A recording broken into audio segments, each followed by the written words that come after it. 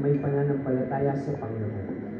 Mga uri ng kabataang hinahanap ng Diyos sa panahon ngayon. Ito ang kwento ng isang taong mahina at puno ng takot sa buhay.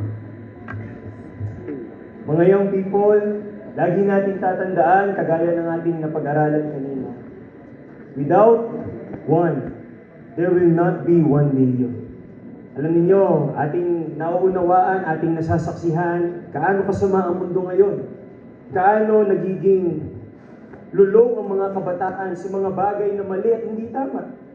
Pero alam niyo, salamat sapagkat meron pa rin ginagamit ang Panginoon. Kahit iilan lang.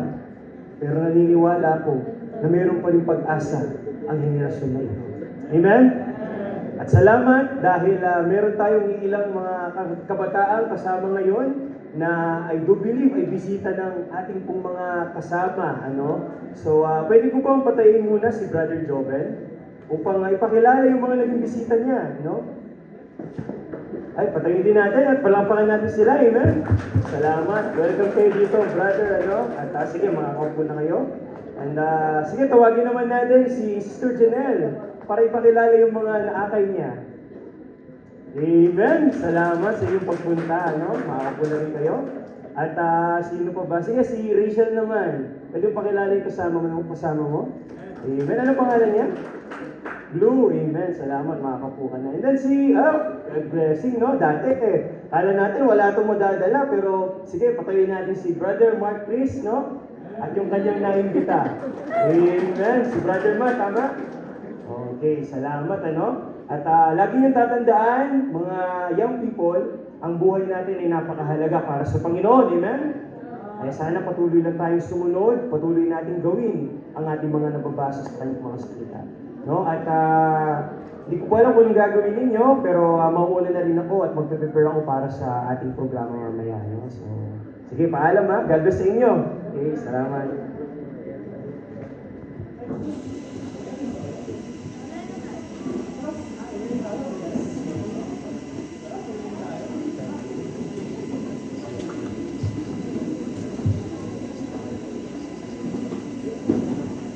Muli na, ang mga mananampalataya ang may kagalakan sa pag-aakay ng kaluluwa.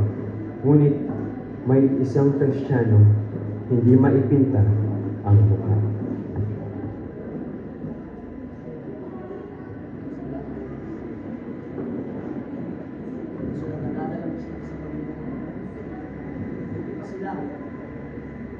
Nakapag-akay ng kaluluwa.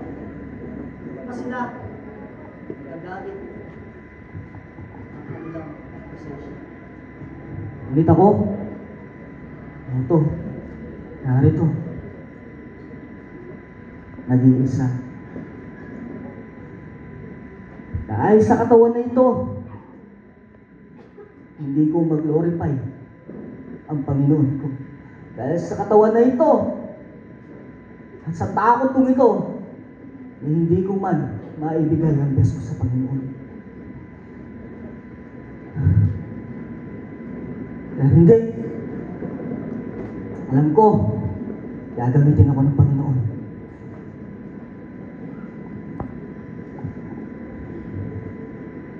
Lord, ako po'y lumalapit bilang isang anak mo. Lord, use my life.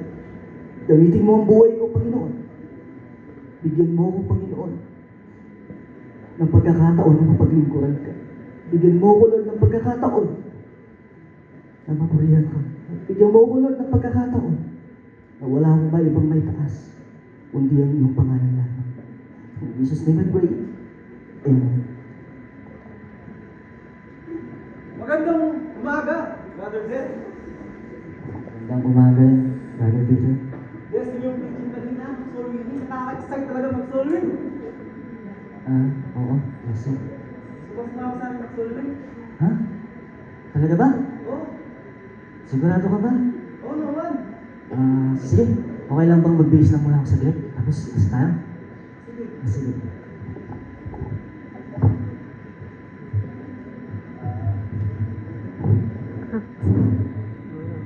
Ang pag-aakay ng kaluluwa ay hindi basta utos, kundi isang dakilang utos ng dakilang Diyos sa mga mananampalataya. At sa kabila na maaaring humadlang sa kanyang pananampalataya, si Brother Zed ay nagpagamit at tumugon sa panawagan ng Panginoon. Takot, tuda, at pangamba ay hindi naging dahilan para makasunod sa Panginoon. Hello po, magandang umaga. Ako nga pa si Brother Peter, si Brother Zed. No? Nag-share po kami ng kasiguraduhan na balang araw lang po yung pupuntahan. Pwede po bang ma-share yung Word of God sa inyo kahit ilang minuto lang po?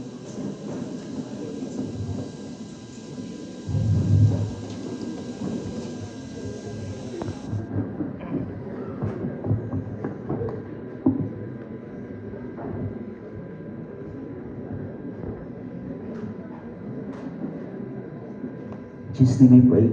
Amen. Lumipas ang ilang buwan. Patuloy nagpagamit si Brother Zed sa Panginoon. Maraming mga Kristiyanong nahamon sa kanyang buhay. At higit sa lahat, maraming mga kaluluwa ang kanyang naakay.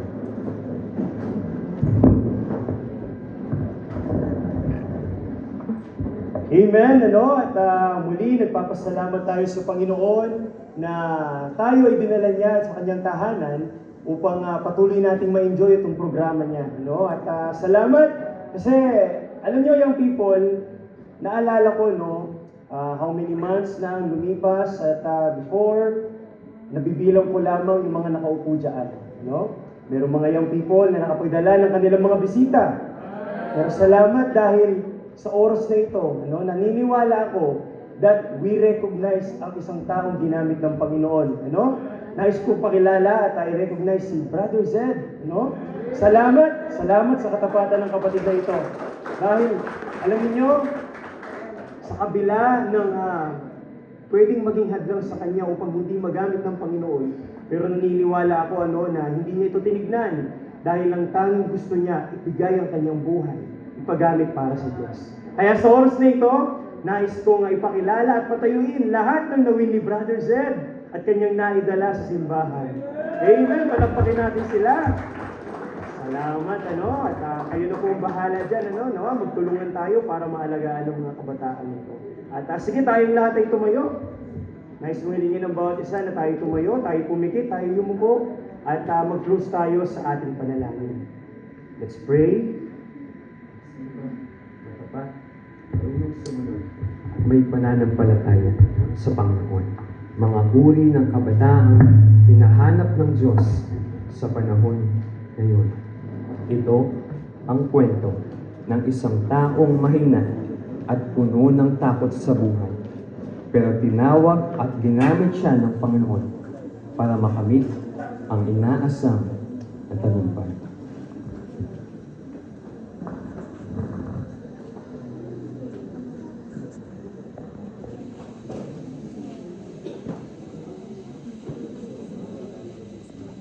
Sa mundong ito, na tila kay gulo, kasalanay bumabalot sa puso ng mga tao. Pero sino ang susunod at tatayo sa katwiran?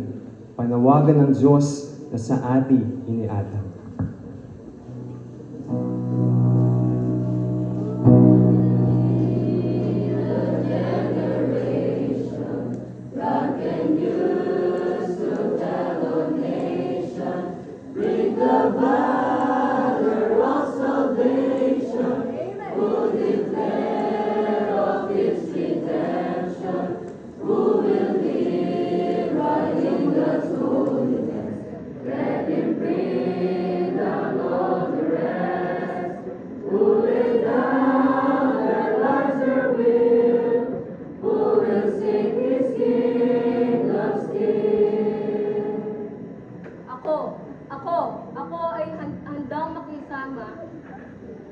Ako ay handang makiisa, ating ipalaganap ang pag-asa.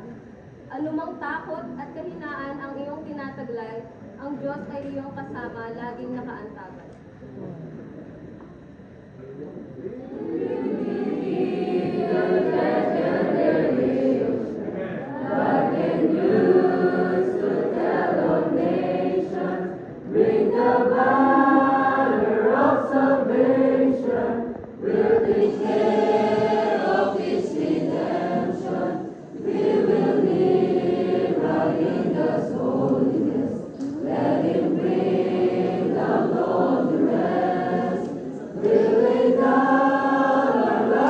We